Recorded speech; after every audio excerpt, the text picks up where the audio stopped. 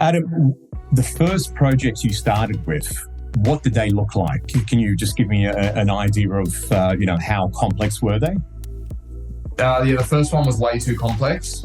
It was on the side of a hill, 3-level multi-unit or multi-townhouse. So that one I definitely wouldn't advise people to tackle. Definitely not the first one.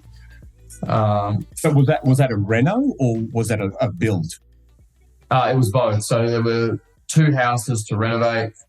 So I bought 2 existing houses and then split off the backyard.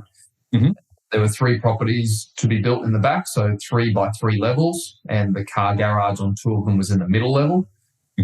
So not an easy building, and it was basically off the side of a hill. So there were complexities around the build with that. And then the renovations, they were dig out and then put garages underneath the existing houses. Amazing. So this was your first project? Yeah, that was the first one. Yeah. Awesome.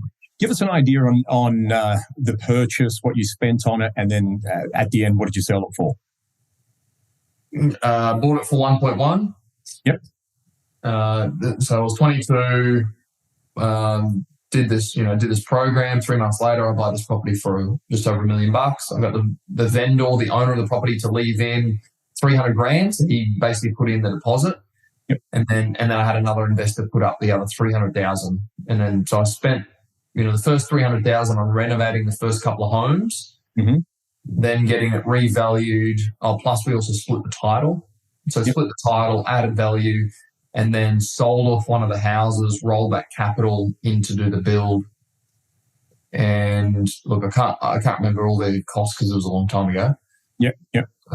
But at the end, there was a couple of $100,000 left over, which for the size of the project, it wasn't much really. Like it was a good lesson learned. And admittedly, it was in a flat market. So really, really flat market in Brisbane in 2011. I started that project and I was out by 2013. Okay.